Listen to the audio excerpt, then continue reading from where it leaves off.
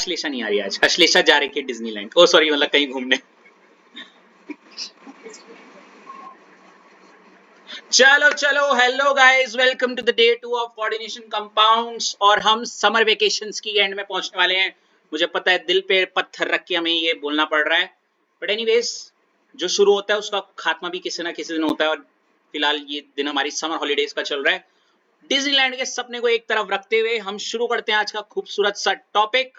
अपनी सपनों की दुनिया से वापस आते हुए ऐश हेडिंग डालेंगी हिस्ट्री ऑफ कोऑर्डिनेशन कंपाउंड। ठीक है ऐश? ठीक है ऐश? तो हिस्ट्री ऑफ कोऑर्डिनेशन कंपाउंड नाम से ही समझ में आ रहा है कि आखिर ये कोऑर्डिनेशन कंपाउंड का इतिहास कहां से शुरू हुआ, ये कोऑर्डिनेशन कंपाउंड के बारे में, है ना ऐश? तो बहुत बहुत साल पहले की बात है, बिग बैंग थ्योरी, ओ सॉरी बहुत आगे चला गया, मैं बायो नहीं पढ़ा रहा हूँ। कोऑर्डिनेशन कंपाउंड, तो देखो इस कोऑर्डिनेशन कंपाउंड की खोज में जो सबसे प्यारा नाम जो अगर किसी का आता है, क्या आपने कभी सुना है? एक नाम है एल्फ्रेड वर्नर। क्या है उसका नाम? Alfred Werner. ठीक है ऐश? हेलो, है जी? नहीं नहीं, ये हमारे पूर्वज हैं। आज इनके जो super grand grand grand daughter हैं वो लैंसडॉन रहते हैं। क्यों ऋषभ? मजाक कर रहा हूँ। चलो, ये देखो एल्फ्रेड वर्नर, ये ना पता है ऐश क्या हुआ? एल्फ्रेड वर्नर ने बड़ा मतलब हाइपोथेटिकली एक ऐसी एक एग्जांपल देता हूं मैं आपको कि क्या हुआ ऐसा। एल्फ्रेड वर्नर ने क्या किया, एक मतलब कुछ भी एक हाई एक्सीडेंटली हुआ ये सब। क्या हुआ ऐश? एक्सीडेंटली हुआ।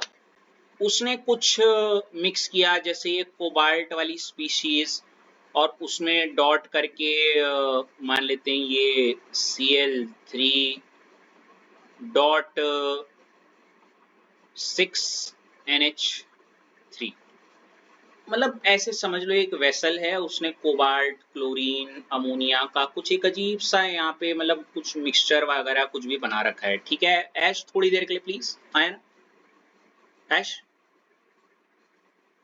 ठीक है ना? अब उसने इसमें क्या करा, उसने इसमें एक खूबसूरत सी चीज मिलाई जिसका नाम था AgNO3। क्या था? AgNO3। ठीक है? और AgNO3 था एक्सिस में। किसमें था? एक्सिस में। ठीक है ऐश, है ना? बहुत एक्सेस मतलब ऐश ज्यादा मात्रा में था बहुत AgNO3, समझ रहे हो? हेलो, हेलो ऐश, हाँ। तो जब उसने ये केस एक्सपेरिमेंट 1 किया, उसने एक अजीब सी चीज देखी ऐश, पता क्या? क्या पता आपको दिख भी रहा हो? देखो ये दिख रहा है 1 मोल ऑफ COCl3.6NH3 दिख रहा है, हाँ है ना? तो उसने ये देखा कि जब उसने ये रिएक्शन करवाई, उसको पता क्या मिला? क्या मिला? 3 मोल्स ऑफ AgCl। ये देखो यहाँ पे ये लिखा हुआ है 3 मोल्स ऑफ क्या? AgCl। ठीक है? अभी तक कोई दिक्कत? हेलो, हेलो, अरे यार ये ऐश का बड़ा दिक्कत कर रहा है। मैं ऋषभ आपकी तरफ आ रहा हूँ। हाँ हाँ कोई नहीं। तो ऋषभ क्या हुआ, उसको क्या मिला? 3 मोल ऑफ क्या? ऐसा क्यों हुआ ऋषभ? मतलब मान लेते हैं AgNO3 एक्सिस में, मतलब मान लेते हैं 3 AgNO3 थे, मतलब समझ रहे हो? AgNO3 AgNO3 और एक और क्या? AgNO3। तो क्योंकि एक्सिस में इसीलिए मैंने 3 AgNO3 ले लिए ऋषभ। ठीक है? बहुत ज्यादा मात्रा में। तो बहुत सिंपल बात है, क्या हुआ होगा ऋषभ? एक Ag ने एक Cl को ले गया, एक और Ag एक और Cl को ले गया, और एक और Ag एक और Cl को ले गया, और क्या बना लिया? 3 मोल ऑफ, हाँ है ना? और जो बचा हुआ हिस्सा था वो क्या था? CO क्या? NH3, और उसके साथ क्या? 6। समझ रहे हो? ये ऐसे का ऐसे ही रहा। अगर फिलहाल अगर आपको ऐसा लग रहा है ये ऐसे ना लिख के मेरे को सिंपल ऐसे ही लिखना है तो कोई बात नहीं। मतलब कोबाल्ट के साथ पता क्या चिपका हुआ था, NH3 चिपका हुआ था, वो भी कितना NH3, 6। समझ रहे हो, केस 1। अब केस 2 देखते हैं। केस 2 में ये हुआ जब उसने इसी वेसल में CO 2Cl, सॉरी 2Cl नहीं 3Cl वैसे के वैसी हैं, और इस बार 5 NH3 थे। क्या थे ऋषभ? 5 NH3। और इसके साथ अगेन हमने जो रिएक्शन कराई वो किसकी कराई, AgNO3 की। और ये दोबारा किसमें है ऋषभ? ठीक है। अब मैं क्या सोच रहा था ऋषभ, मैं ये एक्सपेक्ट कर रहा था कि अगेन AgNO3 एक्सेस में है तो 3 AgNO3 यहाँ है ना। मैं ये सोच रहा था कि एक AgCl मतलब एक AgCl निकलेगा, दूसरा भी निकलेगा और तीसरा भी निकलेगा, हाँ है ना। मतलब मैं ये एक्सपेक्ट कर रहा था कि 3 मोल ऑफ AgCl बनेगा। ठीक है ऋषभ, लेकिन पता क्या हुआ, कितना बना देखो, वही बताता हूं। मतलब यहां पे ये हुआ कि इस केस में क्या बना, 2 मोल ऑफ AgCl। अगर ये बना तो बचा क्या बताओ, CO और NH3 कितने बचे, NH3 कितने बताओ, 5, और एक Cl भी है ना। ये दो चीजें बनी, इतना समझ में आया? किसी को कुछ कॉन्सेप्ट क्लिक हो रहा है अभी भी, मतलब समझ में तो आ रही है बात जो मैं बताना चाह रहा हूं? रितेश आपकी टर्न है। केस 3, इस बार इसने वेसल में कहा, मतलब उसने कहा यार एल्फ्रेड नहीं, ये हो क्या रहा है। मैं तो ये एक्सपेक्ट कर रहा था रितेश की 3 बनेंगे, लेकिन AgCl कितने बने, सिर्फ 2, जबकि Cl 3 ही लिए थे हमने, हाँ है ना। अगेन उसने एक और एक्सपेरिमेंट किया, CO Cl 3 ही थे, लेकिन NH3 इस बार उसने कितने लिए, और ले लिया क्या, AgNO3 फिर से एक्सेस में। और इस बार तो और शॉकिंग चीज हुई, पता क्या हुआ रितेश, गैस करो क्या हुआ।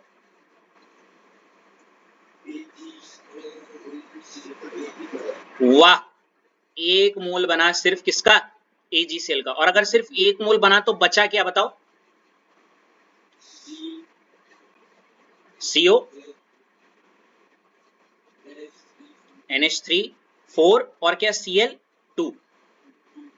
इसको मैं डब्बे में लिख रहा हूं, इसको भी मैं थोड़ा तमीज से वैसा लिख रहा हूं जैसा एक्चुअली में होना चाहिए, ऐसे डब्बे में। और ऊपर वाले को भी मैं थोड़ा तमीज से लिख देता हूं, वो भी डब्बे में। कैसे होगा, ये वाला CO NH3 होल 6, बस ये। रितेश चलो लास्ट वाला कॉन्सेप्ट क्लिक हुआ। निकिता मुझे एक बात बताओ, ये इस एक्सपेरिमेंट से कुछ क्लिक हुआ है, और अगर हुआ है तो क्या हुआ है, और अगर नहीं हुआ है तो मैं बताऊंगा क्या होना चाहिए था। वेरी गुड, ठीक है।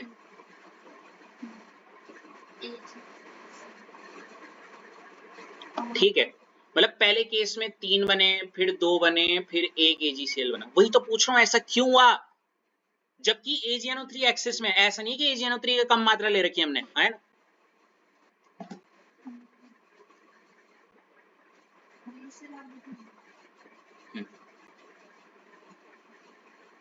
आपके मुंह में ये लाइन आनी चाहिए जो मैं आप बोलने वाला हूं,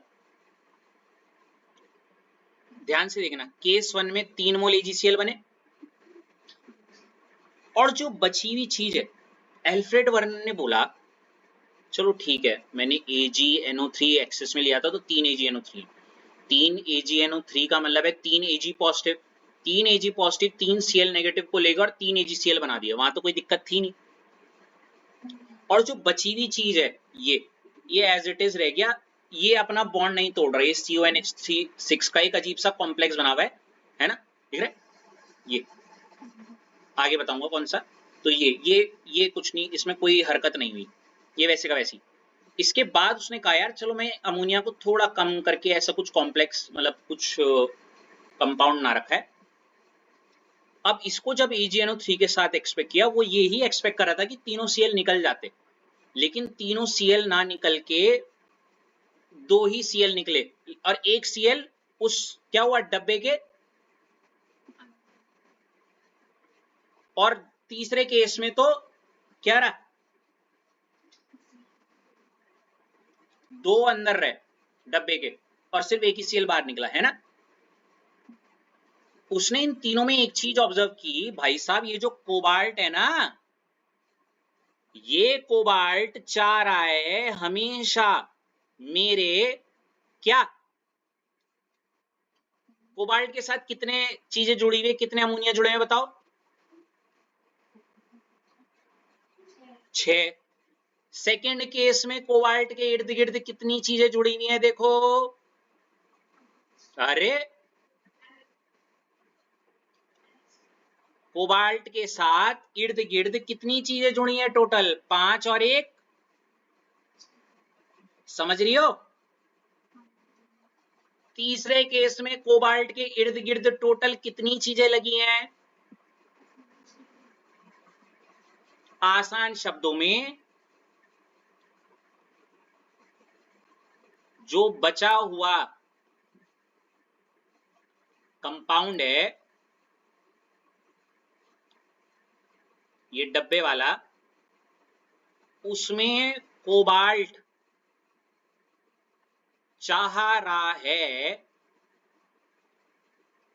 कि कैसे भी करके उसके क्या 6 बॉन्ड बने रहें। एक्सपेरिमेंट का कुछ क्लिक हुआ, क्या बोलना चाह रहा हूं मैं,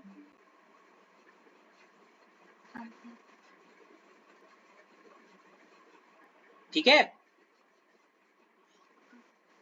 हाँ जी,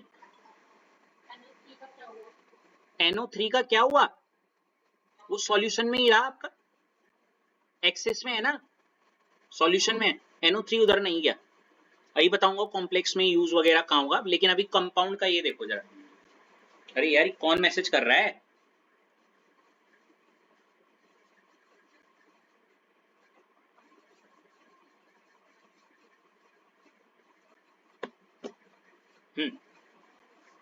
समझे, हाँ या ना। तीनों केसेस में ये ऑब्जर्व देखने को मिला कि कोबाल्ट जो है वो 6 बॉन्ड बनाना चाह रहा है, निकिता हाँ या ना, हेलो हेलो निकिता, निकिता, अबे ऐश, आपको आ रही ना आवाज, तो क्या आपने रफली इस तीनों चीजों को लिख दिया प्लीज, तो इसको लिख लो बस ऐसे रफली, बस वहां पे ना थोड़ा ऊपर से लिखना चाह रहे हो, मतलब लिखना है हाँ या ना, पहले ये आइडिया लग गया। वैसे मैंने पिछले साल भी नहीं लिखवाया था, ये बस समझाया था। हेलो,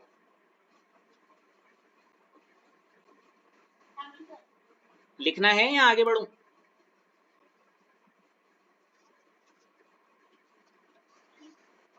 अच्छा अपने हिसाब से थोड़ा थोड़ा, मतलब आइडिया रखने के लिए हिस्ट्री में हुआ क्या था, मतलब वो जो कॉम्प्लेक्स या कॉम्प्लेक्स नहीं, उसने कंपाउंड ऐसा बनाया और उस कंपाउंड की रिएक्शन जब EgNO3 के साथ कराई तो उसने कहा देखा पहले केस में 3AgCl बन रहा है, दूसरे केस में 2AgCl बन रहा है, और तीसरे केस में 1AgCl है ना ऐश। और तीनों केसेस में वो जो कंपाउंड है उसमें एक अजीब सी चीज बनी जिसमें कोबाल्ट जो है अपने 6 बॉन्ड बनाना चाह रहा है, समझ रही हो ये, तो इस वजह से है,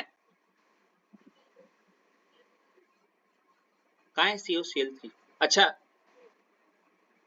ये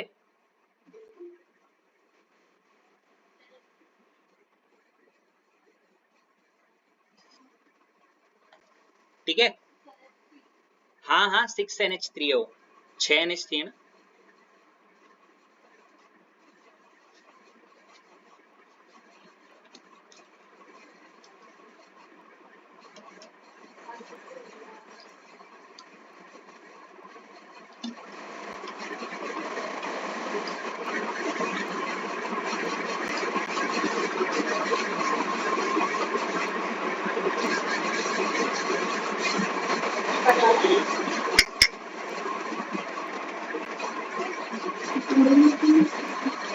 नहीं नहीं, मर्जी है, करना है तो करो वरना रहने दो।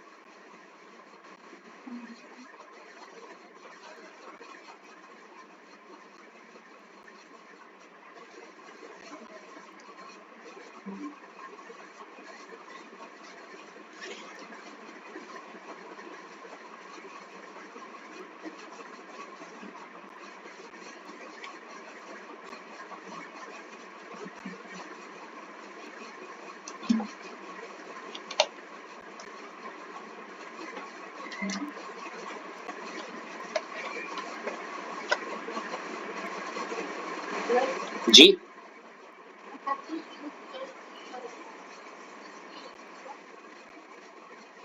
ठीक ठीक है। अब बात वही है, मतलब ये दिखाने के लिए कि वहां जो हमने कंपाउंड लिया उसमें Cl के 3 वो हैं एटम्स, NH3 के 3 मॉलिक्यूल ऐसे। हाँ वो तो ठीक है, वहां 6 था वहां 5 था, ये देखो ना यहाँ पे भी तो है, ये देखो 6 5 ये कर रखा है ना, देख रहे।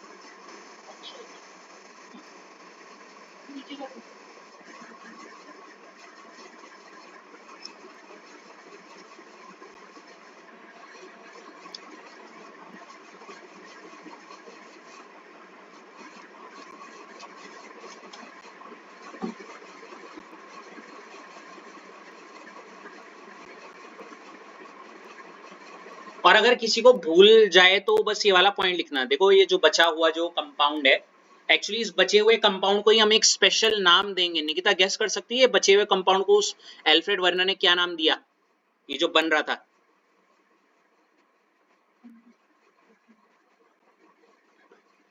एक मिनट, क्या पढ़ रहे हैं चैप्टर का नाम?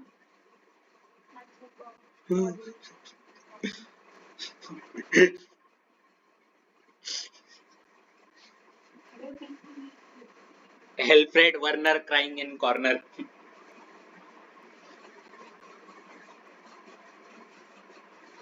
ठीक है।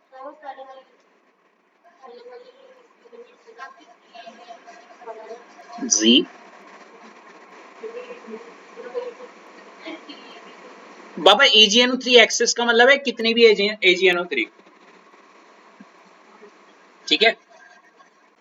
अरे ये लिख लिया भाई, मैं लिटरली ये पढ़ाना नहीं हूं मैं, वो तो अश्लेषा छुट्टी पे है तो मैंने कहा देख तो लेगी कम से कम हिस्ट्री के बारे में थोड़ा सा। तो यहां से एल्फ्रेड वर्नर के दिमाग की चाबी घूमी और यहाँ से ऐश क्या हुआ, वो बोलने लगा ये ऐसा क्या है भाई कि कॉम्प्लेक्स, ये जो सॉरी ये जो वेसल है इसके अंदर AgCl तो अलग हो गया, लेकिन ये अंदर ये जो CO ये अजीब सी हरकत क्या कर रहा है, ये क्या बना रहा है अंदर अंदर में, है नी। ये 6 बॉन्ड किसके साथ क्यों बनाना चाह रहा है, पहले तो उसके मन में ये सवाल आया, वो 6 बॉन्ड क्यों बना रहा है, और ये 6 बॉन्ड के साथ ये पकड़ के जिसको इसने रखा हुआ है ये बनाना क्या चाह रहा है अंदर, तो उस स्पेशल कंपाउंड को इसने क्या नाम दिया, कोऑर्डिनेशन कंपाउंड, और यहां से इसकी खोज आगे बढ़ी शुरू हुई। ठीक है भाई, आया ना। थोड़ा सा इंटरेस्टिंग था या बोरिंग था ऐश?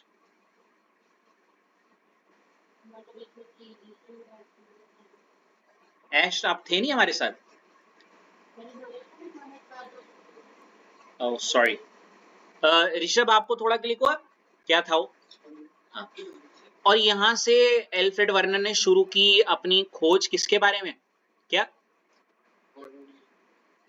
कोऑर्डिनेशन कंपाउंड के बारे में।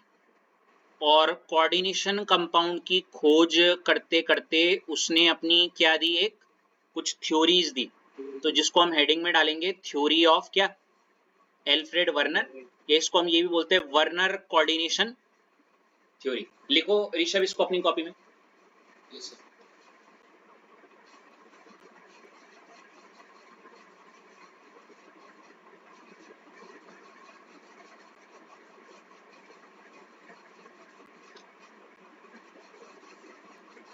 When are you done Rishabh?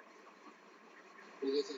हाँ, तो मान लेते हैं मैं हूं एल्फ्रेड वर्नर, ठीक है, मैं एल्फ्रेड वर्नर हूं और ये मेरे हाथ में एक कोऑर्डिनेशन कंपाउंड है और मैं इसकी स्टडी कर रहा हूं, ठीक है, इसकी मैंने बहुत स्टडी की, इसकी बहुत खोजबीन की और फिर जाके मैंने इसकी कुछ अपनी थ्योरीज दी, अपने कुछ नियम कानून और इसके कुछ रूल्स रेगुलेशन सिद्धांत दिए कि भाई इसके ये बातें बताई मैंने। बाजा मैं तेरा पोस्टमार्टम करता हूं, इसने बोला आपको पता है क्या कि ये जो आपको पता है ना, मैंने स्टार्टिंग में बताया था कि कोऑर्डिनेशन कंपाउंड ऐसे डब्बे के अंदर वाला होता है जिसमें एक तो क्या होता है बीचों बीच में, याद है क्या बताया था कल? वेरी गुड, सेंट्रल एटम या सेंट्रल मेटल एटम, याद है? Yes, sir. और इसके साथ जो लगे रहते हैं ये चीजें, गेस कर सकते हो, इनको भी मैंने कुछ नाम दिया था क्या? Very good, ligand.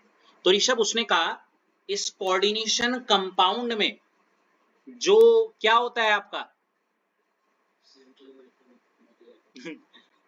मेरे को भी होता है, मेरे को भी होता है, समझ सकता हूँ, सेंट्रल मेटल एटम, ठीक है, एग्जिबिट, एग्जिबिट मतलब उस सेंट्रल मेटल एटम जो वहां पे जो है वो एग्जिबिट करता है, उसकी है क्या, टू टाइप्स ऑफ वैलेंसीज, दो प्रकार की क्या वैलेंसीज। लिखो इसको अपनी कॉपी में। Yes, sir. वेरी गुड,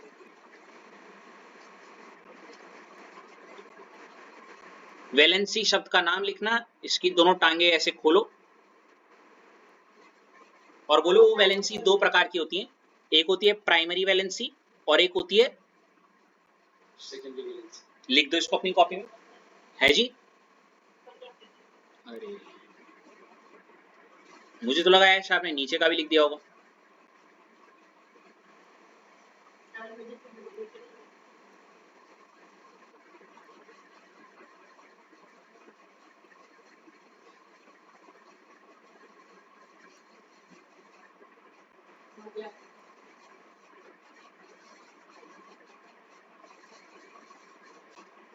हो गया, इसको उतार देना जरा ऋषभ पहले, तब मैं समझाता हूँ।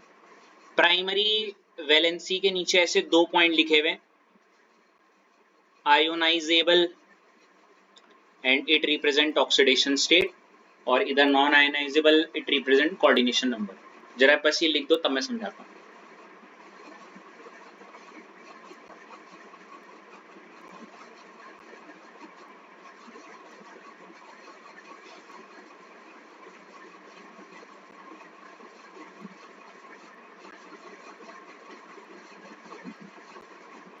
Okay, sir. हाँ, तो इसको समझने से पहले ये जो दो शब्द लिखे हैं देखो, वैलेंसीबल उस सेंट्रल मेटल एटम के दो रूप हैं या उसकी दो प्रकार की वैलेंसी निकाल सकते हो आप, बहुत पहले बहुत रफ सिंपल भाषा में। वो जो कोऑर्डिनेशन कंपाउंड है उसके अंदर जो मेटल है ना ऋषभ, है ना, Yes, sir. उसकी दो प्रकार की क्या हो सकती है वैलेंसी, एक प्राइमरी एक सेकेंडरी, एक प्राइमरी एक सेकेंडरी। अब प्राइमरी क्या होती है, सेकेंडरी क्या होती है, तो इसको शब्दों में बयां करने से पहले मैं इसको एक एग्जांपल के थ्रू आपको बताऊंगा ताकि ज्यादा अच्छे से क्लिक हो। देखो आपको पता है हमने एक एग्जांपल लिखा था यहाँ पे, देखो क्या, K4 ये डब्बा, Fe ब्रैकेट Cn और होल 6 है ना, ये एक एग्जांपल है। इसको एक क्वेश्चन के फॉर्म में बता रहा हूं, इसमें अगर आपसे कोई क्वेश्चन पूछ ले, क्वेश्चन है क्वेश्चन ये है, यहां पे लिखना चाहिए था, sorry, question find primary and secondary valency of क्या, of of central metal atom. Question लिख दिया, Yes. चलो Yes. लिख लो।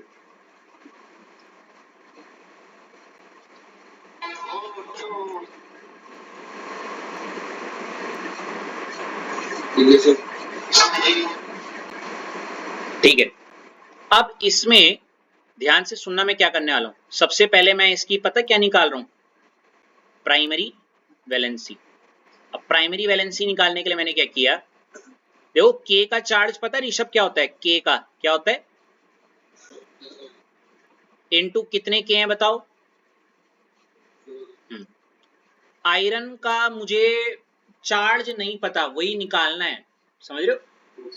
तो उसको मैंने ऐसे यहाँ पे प्लस लगा के, प्लस क्या मान लिया उसको। अब प्लस एक्स के साथ देखो कुछ लगा हुआ है, ये याद है जिसको आप लिगेंड लिगेंड बोलते थे। अब ऋषभ समय के साथ साथ आपको ये चीजें याद हो जाएंगी या फिर मैं करवा दूंगा। सीएन लिगेंड दिखने में तो वैसे ऐसा लग रहा है सीएन पे कोई चार्ज नहीं, बट सीएन पे -1 चार्ज होता है। क्या होता है, -1 चार्ज होता है, इसीलिए मैंने क्या लिया, उसका चार्ज है -1। और कितने सीएन है ऋषभ बताओ। और ओवरऑल कंपाउंड का जो चार्ज होता है, नेट चार्ज, वो क्या होता है ऋषभ, +1 × 4 क्या हो जाएगा ऋषभ, प्लस एक्स तो वैसे का वैसी, -1 × 6 -6 और प्लस माइनस, समझ लो ना, प्लस माइनस माइनस और ये, ठीक है, हाँ है ना। इसको अगर मैं सॉल्व करूं, +4 -6 ये हो जाएगा x का -2 इक्वल टू, और x की जो वैल्यू आ गई वो क्या आ गई, +2।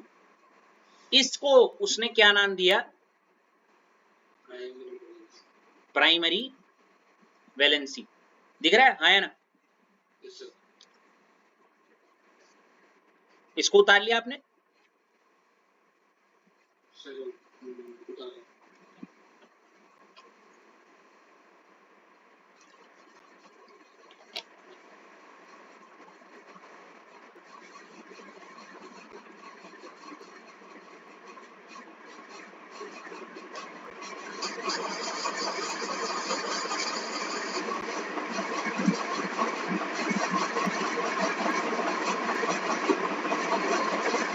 हो ऋषभ।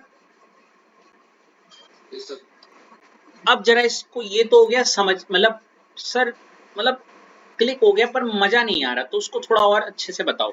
तो मैं ये बताता हूँ ऋषभ, मतलब आयरन जो होता है ना, आयरन, आयरन की जो प्राइमरी वैलेंसी आई वो कितनी आई बताओ, प्लस का 2। अब देखो ऋषभ, मुझे एक बात बताओ, आपने बचपन में, एंड व्हेन आई से बचपन मतलब 10वीं क्लास में, आयरन को +2 में देखा था, मतलब कैसे, आपने बचपन में सुना होगा FeO, आपने सुना होगा Fe2O3, कभी ना कभी जरूर सुना होगा। आपको पता है FeO को अगर मैं तोड़ूंगा तो ये टूट जाता है किसमें, Fe+2 में, और क्या, O2 नेगेटिव में। इसको अगर मैं तोड़ता हूं तो ये टूट जाएगा, सॉरी ये Fe3 हो गया, sorry I am so sorry. इसको अगर मैं ऐसे ले लेता, जैसे और कोई एग्जांपल दो, FeCl2 सुना होगा, तो ये टूट जाएगा Fe2 पॉजिटिव में और +2Cl नेगेटिव में। दिख रहा है, कहने का मतलब ये है, आयरन के ऊपर जब +2 होता है, ये +2 जो होता है ना, ये जिसको आप प्राइमरी वैलेंसी बोल रहे हो, ये आयोनाइजेबल है। आयोनाइजेबल में जब इसको, इस कंपाउंड को आयंस में तोड़ते हैं तो ये +2 तब देखने को मिलता है हमें। दिख रहा है ये वाला, आयंस में जब हम ब्रेक करते हैं ऐसे, दिख रहा है ये वाला, पहली चीज। दूसरा, it represent oxidation state. It represent oxidation state मतलब जो आयन के किसी भी एटम के सर पे जो चार्ज लगा रहता है, जिसको हम मुकुट बोलते हैं, समझ रहे हो, मुकुट, समझ रहे हो, हेलो। जैसे A के ऊपर ये +3 लिख दिया, तो बताओ इसका, मैं बोलता था ना, ये इसका क्या है, ऑक्सीडेशन स्टेट। ये हमने इलेक्ट्रोकेमिस्ट्री में भी पढ़ा था ऋषभ, है ना। ऐसी जो आयरन का मुकुट है, बोले तो चार्ज जो इसके सर पे है, समझ रहे हो, हेलो, जिसको आप क्या बोल रहे हो, जिसको आप चीख चीख के प्राइमरी वैलेंसी बोलते हो, ये और कुछ नहीं है, क्या है उसका ऑक्सीडेशन स्टेट। अगर कुछ भी नहीं आ रहा तो बस इतना समझो, प्राइमरी वैलेंसी के दो चीजें हैं, एक तो आयनाइजेबल होता है, आयनाइजेबल बोलते ही आपके दिमाग में FeO को आयंस में तोड़ दो, दिख रहा है Fe+2 दिख रहा है, O2 नेगेटिव दिख रहा है, Fe+2 आयनाइजेबल है ना, दिख रहा है। और दूसरा ऋषभ उसके नीचे इट रिप्रेजेंट, ये दर्शाता है ऑक्सीडेशन स्टेट। ऑक्सीडेशन स्टेट मतलब किसी भी एटम के ऊपर वो जो चार्ज है दिख रहा है Fe के ऊपर +2, तो ये ऑक्सीडेशन स्टेट को रिप्रेजेंट करता है, ठीक है भाई, है ना। तो ये थी प्राइमरी वैलेंसी की कहानी। अब मजेदार बात पता क्या है, अगर ये प्राइमरी वैलेंसी है तो सेकेंडरी क्या हो सकती है, सोचने वाली बात है ना, क्योंकि ये वो चीज है जो आज तक हम पढ़ते आ रहे हैं ऋषभ, है ना। ये ऑक्सीडेशन स्टेट तो हम बचपन से देखते आ रहे हैं यार, कि भाई किसी भी एटम के ऊपर जो भी चार्ज होता है उसको हम क्या बोलते हैं, ऑक्सीडेशन। सोचने वाली बात और गौर करने वाली बात ये है कि ये क्या है, ये दिख रहा है। अब देखो सेकेंडरी वैलेंसी, इसको वो बोल रहे हैं ये है, और दूसरा क्या लिखा हुआ है, इट रिप्रेजेंट। अब इसको मैं समझाता हूं, ये लिख दिया था ना आपने, आज इसको ही कर लो प्लीज, ये थोड़ा सा रह गया, सुनो। हेलो ऐश, आज इसको करवा रहे हैं। हेलो ऐश, हाँ जी, मैंने कहा आज इसको करवा रहे हैं क्योंकि इसमें फिर मैं टर्मिनोलॉजी फिनिश कर दूंगा, कल पहले ही सेशन से पहले वो आपका लेट स्टोरेज करवा देंगे, कोई नहीं, कल ऐश अश्लेषा भी आ जाएगी, ठीक है। अब देखो ये, क्योंकि इसकी ना सीरीज बन जाएगी, हमारी टर्मिनोलॉजी खत्म कर देंगे आज इसकी, क्योंकि कल हमारा ये सेशन नहीं हुआ था ना इसका। अब देखो ये वाला देखना,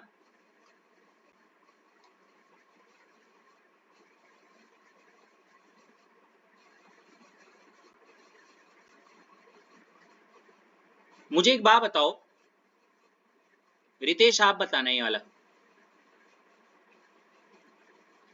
FeCN होल 6 में, अगर मैं आपसे पूछूं कि आयरन अगर बीचों बीच में है ना, तो उसके इर्द गिर्द कितने CN है बताओ, एक CN, ये दिख रहा है कितने, 6। इससे पहले कि आप कंफ्यूज हो मैं बता दूं, coordination number is nothing refers to the number of ligand attached, refers to number of ligand attached to central metal atom। तो बताओ कितने ligand जुड़े हुए हैं इसमें, 6। तो इसका जो कोऑर्डिनेशन नंबर या दूसरे शब्दों में सेकेंडरी वैलेंसी हो गई, रितेश क्या हो गई, क्लिक हो गया, लिख दो चाहो तो बना लो,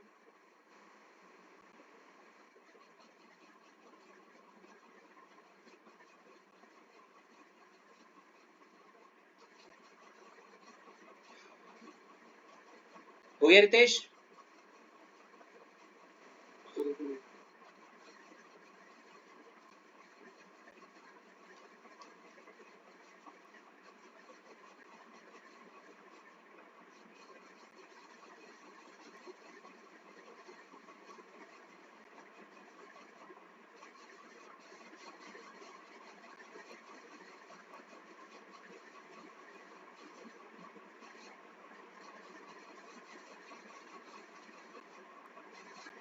हो गया रितेश। तो अगर मैं आपसे यहाँ पे बोलूँ FeCN होल 6 में, प्लीज CN6 का नंबर मत देखो, मैं बताऊंगा अभी, प्लीज नंबर मतलब ये बोलो statement refer to number of ligand attach. कितने लिगेंड अटैच है देखो, 1 2 3 4 5 6। कोई दिक्कत रितेश? रितेश आप मुझे अभी इस सवाल का जवाब बताओगे कि इसके ऊपर एक बड़ा प्यारा सा खूबसूरत सा पॉइंट लिखा हुआ है, क्या आप उसे एक्सप्लेन कर सकते हो?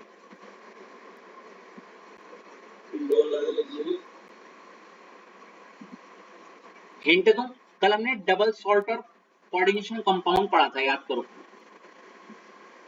हाँ सर। और उसमें हमने K4FeCN होल 6 का एग्जांपल लिया था। रितेश आया? हाँ सर। उसमें K तो बाहर निकल गया, K से मतलब नहीं है, वो जो डब्बे वाला हिस्सा था एफिशिएंसी। जो कि यही है ना? Yes sir. क्या ये भी अलग अलग आयंस में टूट रहा है क्या? मतलब Fe और 6Cn अलग टूट रहे हैं क्या?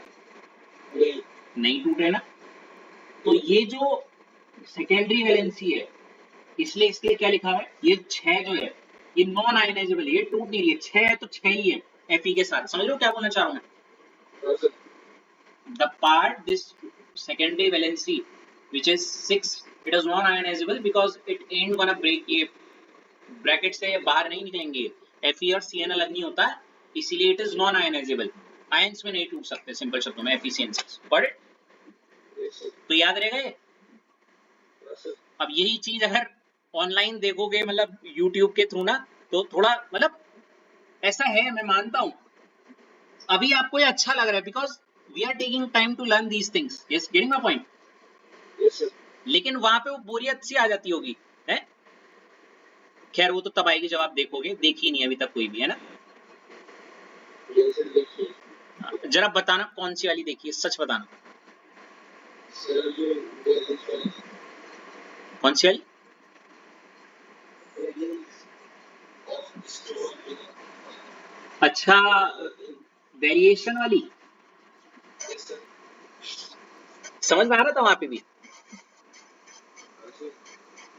वाइब नहीं आती होगी पर।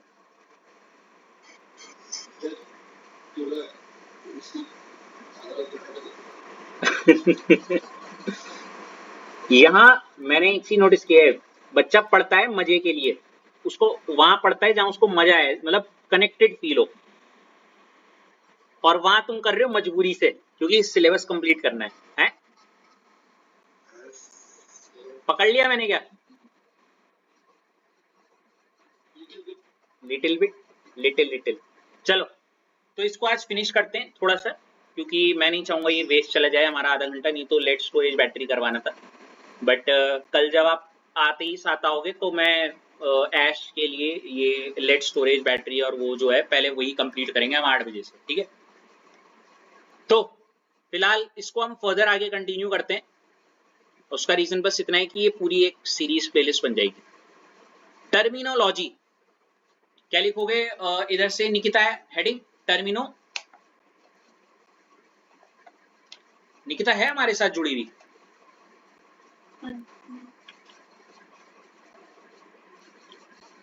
निकिता टर्मिनोलॉजी हेडिंग डालना। डाल दिया?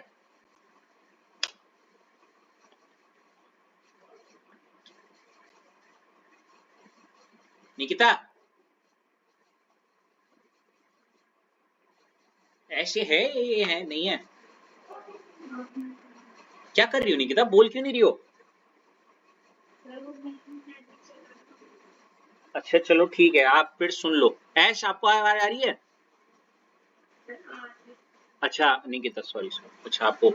तो निकिता टर्मिनोलॉजी से आप क्या समझती हो? टर्मिनोलॉजी मतलब कुछ टर्म्स के बारे में पढ़ेंगे हम, ठीक है निकिता? हेलो, हाँ। मैं ना ऐसे फील करता हूँ जब बस मजा मतलब आए पढ़ाने में, जब सामने वाला इंटरेक्टिव सेशन हो। अब बोलेगा नहीं तो समझ नहीं आएगा ना वाली चीज, इसलिए मैंने दो चीजें बोली थी, एक तो लैपटॉप हो बेहतर है, और दूसरा बेहतर वाईफाई कनेक्शन। घर बैठे बैठे इतना सब कुछ हो रहा है तो या तो टर्मिनोलॉजी का मतलब ये होता है टर्म्स की नॉलेज होना। जैसे अगर देखो मेरे को अगर लॉ करनी है, निकिता लॉ समझती हो है ना? तो मुझे constitution, amendment, fundamental rights, directive principles, इन सब टर्म्स की क्या होनी चाहिए? जानकारी, है ना? ऐसे अगर मेरे को कोऑर्डिनेशन कंपाउंड पढ़ना है उस कोऑर्डिनेशन कंपाउंड के बारे में डिटेल में जानना है, उसका पोस्टमार्टम करना है, तो मुझे उसके बारे में भी कुछ टर्म्स के बारे में पता होना चाहिए। ठीक है निकिता? तो क्या क्या टर्म्स है? देखो सबसे पहला टर्म क्या है बताओ? हाँ, कोऑर्डिनेशन स्फीयर। नाम से ही मेरे दिमाग में स्फीयर तो वैसे गोलू होता है, एक गोलू गोलू गोल मटोलू, है ना? लेकिन कोऑर्डिनेशन स्फीयर क्या है? देखो, देखना क्या लिखा हुआ है। पहला point, part which is written inside the square bracket. लिखो इसको अपनी कॉपी में।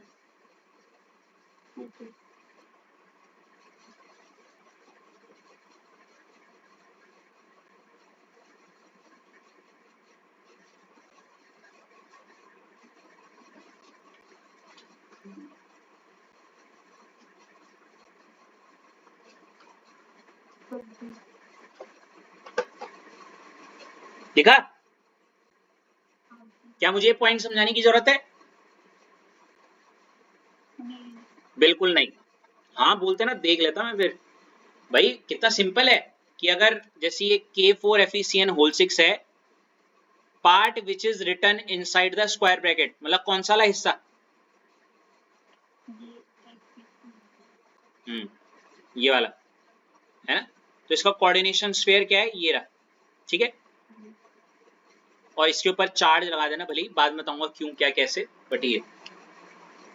और दूसरा पॉइंट क्या है? देखो, इट इज नॉन आयनाइजेबल। ये तो मैंने अभी अभी थोड़ी देर पहले रितेश को समझाया, हाँ है ना? नॉन आयनाइजेबल क्यों बोला बताओ? और ज्यादा नहीं टूटेगा डब्बे वाला हिस्सा, इसीलिए। ठीक है, बढ़े आगे। ऐश आपकी टर्न है। दूसरा पॉइंट बताओ क्या है? क्या मुझे बताने की जरूरत है? Metal present inside the coordination sphere. Coordination sphere के अंदर सबको पता है मेटल होता है, उसी को बोल दिया सेंट्रल मेटल एटम। ठीक है, पहला पॉइंट लिखो। लिख दिया भाई? अगला point very very very very very, देखो यहां पे क्या लिखा हुआ है, important. They are D block element. Ash क्या समझी इससे? मतलब देखो, ये जो K4 और डब्बे के अंदर FeCN होल 6 लिखा है, बाहर ऐश चाहे कोई भी हो जाए दिक्कत नहीं है। देखो K D का नहीं है, K जो है वो D का नहीं है। हाँ। लेकिन जो कोऑर्डिनेशन स्फीयर का ये जो अंदर वाला ये दिख रहा है, ये हमेशा बल क्या होगा? इसीलिए हमने एक पॉइंट लिखा है कि सेंट्रल मेटल एटम में क्या लिखा हुआ है? दे आर क्या? D block element. हमेशा देखोगे F होगा, नॉर्मली साइंस टीचर, Cr होगा, पीछे कोबाल्ट भी आया था, सब किसके थे? डी ब्लॉक के थे। ठीक है,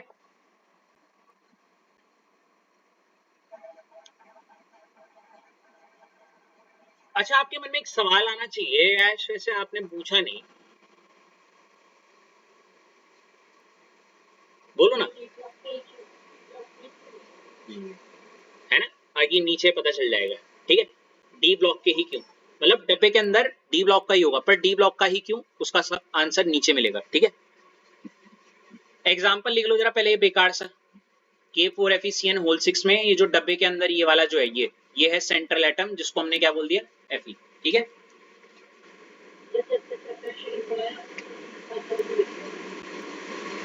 तो यार अभी यही तो एग्जाम्पल लिखेंगे, अब क्या करें, अभी स्टार्टिंग में टर्मिनोलॉजी सीख रही हो, दिखाऊं और एग्जाम्पल्स?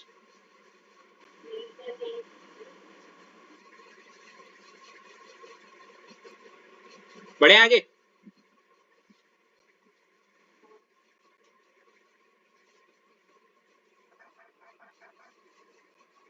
अब देखो, तो आपका आ गया वो सवाल, ये पॉइंट ही था ना ये जो आपने लिखा था कि D block elements form coordination compound, या फिर D block element act as क्या, सेंट्रल मेटल एटम इन क्या,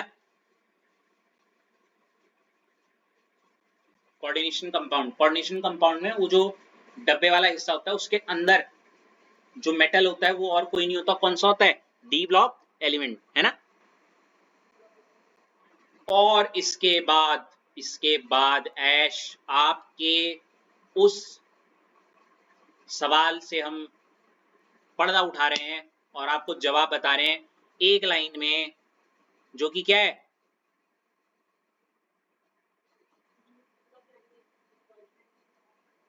जी हाँ जी हाँ जी हाँ, due to the presence of vacant D orbital. 4 बार बोलो, लगातार बोलो, due to the presence of vacant D orbital. बोलो ऐश।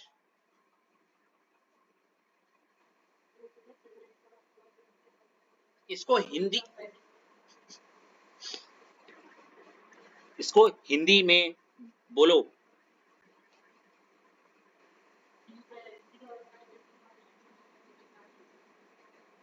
छी, कितना गंदा बोला तुमने, इसको थोड़ा सिंपल हिंदी में बोलो ना, मतलब स्लैंग हिंदी।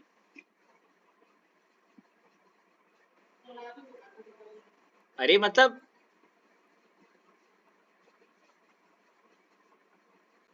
डी और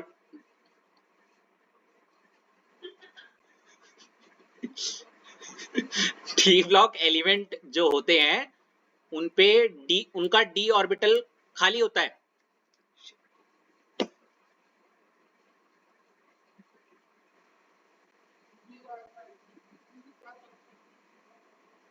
हाँ, ठीक है। हेलो, दिखाओ एक एग्जांपल।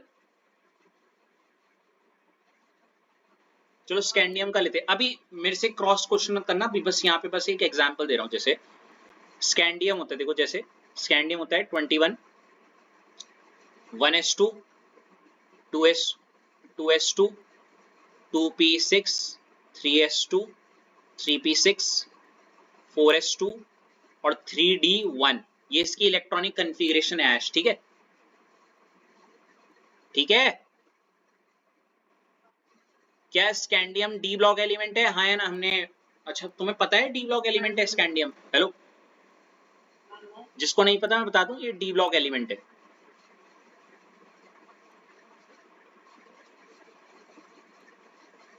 अब ये डी ब्लॉक एलिमेंट है, जरा इसकी इलेक्ट्रॉनिक कन्फिग्रेशन करी, देखो देखो देखो देखो, ये देखो डी ब्लॉक दिख रहा है, ये वाला डी में होते हैं 5 डब्बे, क्या होते हैं, और ये रहा एक इलेक्ट्रॉन, दिख रहा है, हाँ है ना। तो इस वजह से, क्योंकि यहाँ पे देखो क्या है, वेकेंट, ठीक है। और भी आगे वाले जितने भी होते हैं, काफी क्वेश्चन करेंगे मुझसे, सर एसओ डी ब्लॉक के आगे वालों में जब हम करते हैं वहां पे तो भरे रहते हैं, मैं बताऊंगा आगे, वहां पे एक कॉन्सेप्ट होता है जिससे वो खाली हो जाते हैं। अभी क्रॉस क्वेश्चन करना, इसलिए बस अभी आपके दिमाग में फीड करना है मुझे कि जितने भी डी ब्लॉक एलिमेंट होते हैं उनमें जो डी ऑर्बिटल्स रहते हैं वो कैसे रहते हैं, वेकेंट। अब ऐश एक और सवाल आना चाहिए आपके मन में, प्लीज। अरे नहीं, डी ऑर्बिटल के खानी,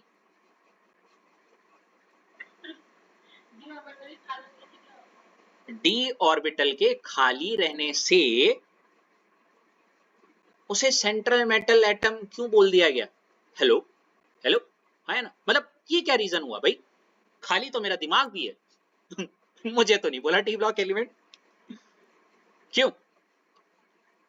हेलो, इसका जवाब है अगला पॉइंट, आइए मैं बताऊंगा। अच्छा, अगले पॉइंट को समझाने से पहले मैं ये भी बता देता हूं, आपको अच्छे से याद होगा मैंने एक चीज बताई थी, इसके लिए मैं ऋषभ आप पे आना चाहूंगा, ठीक है ऋषभ।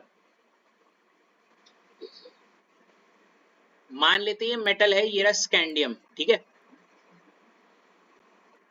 ये इसके वो खाली डब्बे, हाँ या ना, ठीक है। अब इसके इर्द गिर्द कौन होता है?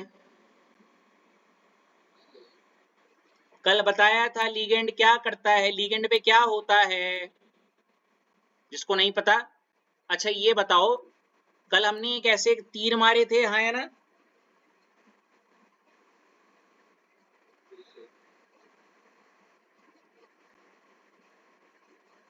थोड़ा ढंग से बना देता हूँ। अरे अरे अरे, हाँ तो मैं क्या कह रहा था, हमने कल करा था ऐसे लिगेंड लिगेंड लिगेंड और क्या, लिगेंड। ऋषभ कल हमने ऐसे तीर बनाए थे यूं यूं करके। ऋषभ आप मुझे बताओ ये तीर क्या दर्शाते थे, कौन सा बॉन्ड दर्शाते थे? चलो इतना तक बता दो।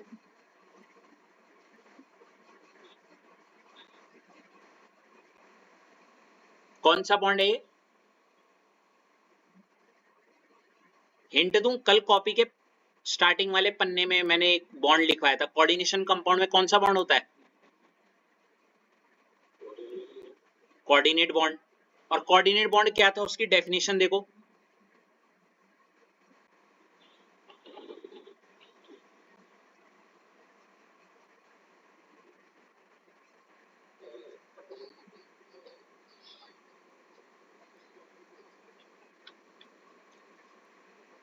और वो एग्जाम्पल भी देखो, देखो नाइट्रोजन दे रहा था एच को, उस हिसाब से यहां कौन दे रहा है?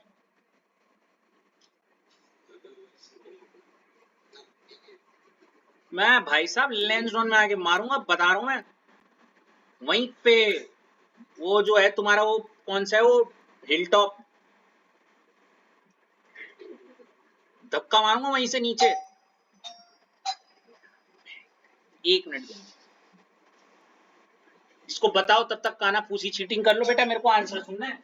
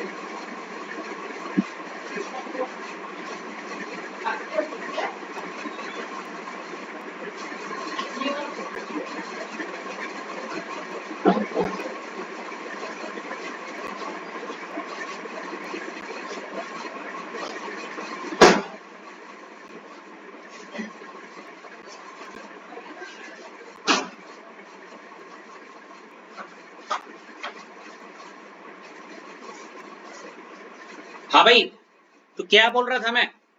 हेलो ऋषभ, आप पे था ना मैं? तो अब बताओ कि पहले तो ये एरो क्या दर्शाता है, जल्दी बताओ।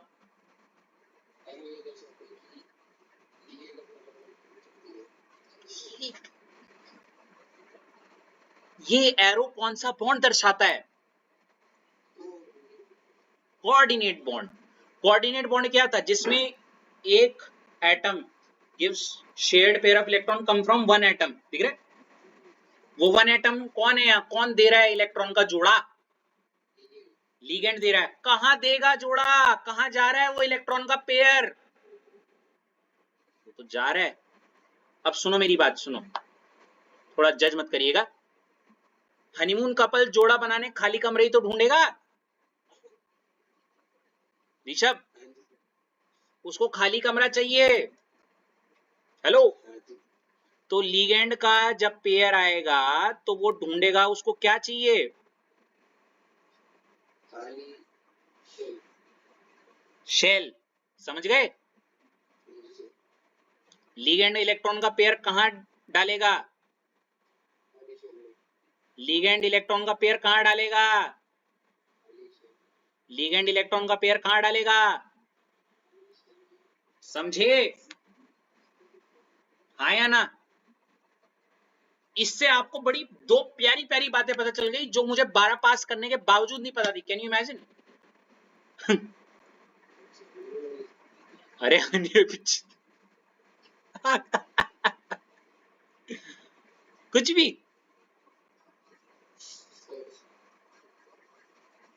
इतना ओपन काहे हो रहे हो? देखो सुनो, मैं एक बात बताता हूं,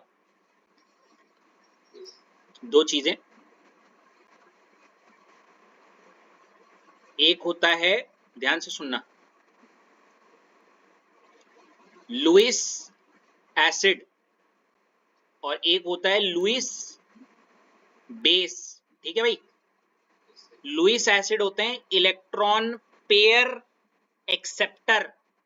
क्या होते हैं? और लुइस बेस होते हैं इलेक्ट्रॉन पेयर डोनर। ठीक है? उस हिसाब से आप मुझे बताओ कि central metal atom Lewis acid है या लुइस बेस है? क्या बात! आपने खुद अगला पॉइंट बता दिया मुझे। दिख रहा है? Central metal atom Lewis acid है। क्यों है? क्योंकि वो इलेक्ट्रॉन का पेयर क्यों ले रहा है? वो इलेक्ट्रॉन का पेयर, कोई क्यों आएगा इलेक्ट्रॉन का पेयर उसके पास? क्योंकि उसके पास क्या है? खाली कमरे, vacant d orbital. Got it? And those vacant d orbital, when electron pair will come, the ligand will form the beautiful coordinate bond with central metal atom. Got it? Write it down. Write it down in your copy. ठीक है sir. बहुत बढ़िया। ये भी लिखना है, ये भी लिख लो।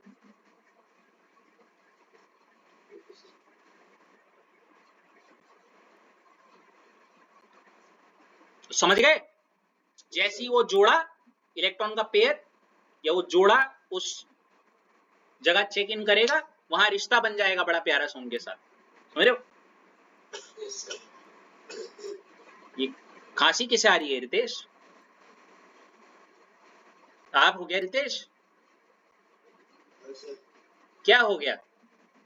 इंटरेस्ट आ रहा है लग रहा है चैप्टर में बड़े हैं?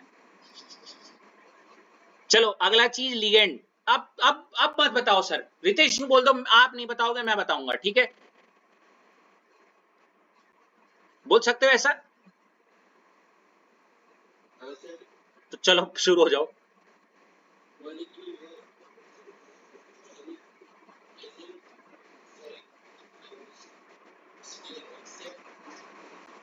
हाँ, मॉलिक्यूल और एनायन, मतलब वो मॉलिक्यूल न्यूट्रल हो सकता है या एनायन हो सकता है। मॉलिक्यूल कैसे?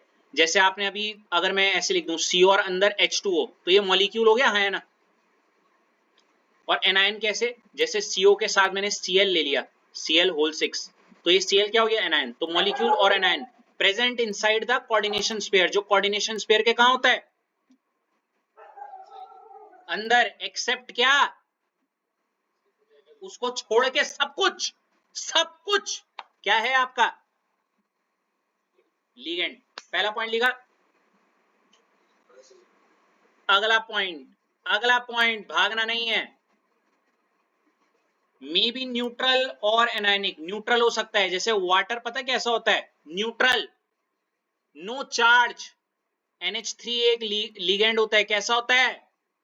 Neutral, no charge. एनायन का एग्जांपल बताओ sir. Cl negative, Br negative, I negative. ये थोड़े नॉर्मल वाले अभी आगे भी पढ़ लेंगे, डोंट वरी। ठीक है? हेलो, अगला पॉइंट, दे हैव टेंडेंसी। ये मैं नहीं बता रहा, ऋषभ, रितेश मैं नहीं बता रहा, आप बताओ। दे हैव क्या, किसकी टेंडेंसी होती है? वो क्या कर सकते हैं? डोनेट इलेक्ट्रॉन लिखा हुआ है, क्या लिखा हुआ है? आगे पढ़ो पूरा।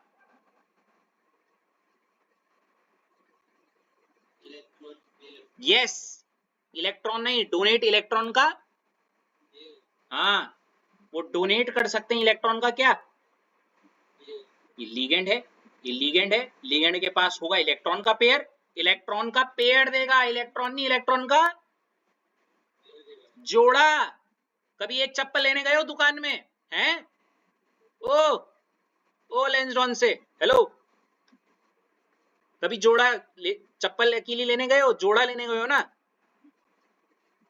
हाँ, तो लिगेंड इलेक्ट्रॉन का पेयर देगा, और क्योंकि वो इलेक्ट्रॉन का पेयर दे रहा है रितेश, तो उसको हम क्या बोलूंगा मैं, बताओ? उसको बहुत गंदा सा नाम दे दिया, क्या? Lewis pace. तुम पेस हो, तुम लुईस पेस हो, क्योंकि तुम क्या दे रहे हो, इलेक्ट्रॉन का।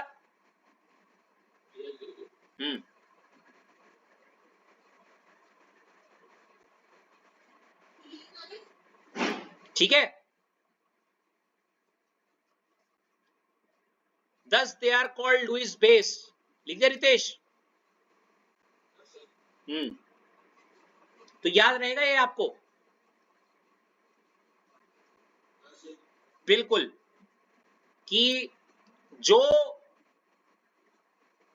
चीजें या कोई भी ऐसी चीज जो इलेक्ट्रॉन का पेयर लेती है रितेश, वो क्या हो गई, बताओ रितेश, बताओ। मैंने कहा जो इलेक्ट्रॉन का पेयर लेते हैं उन्हें हम क्या कहते हैं?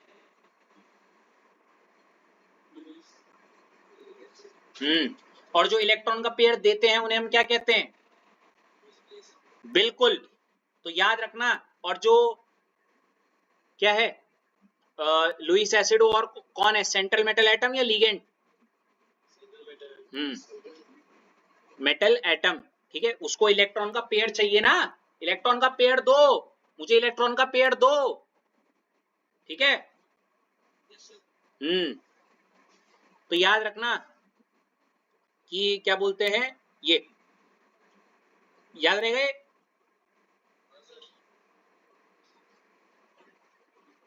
चलो इतना काफी है, कल हम इसके टाइप्स पढ़ लेंगे, ठीक है, इससे पहले कि ये हवाई चप्पल पड़ जाए रितेश पे उधर। और भाई ऋषभ, रितेश अपनी वो लेक्चर्स फिनिश कर देना, ठीक है। चलो, दैट विल बी ऑल, सी या।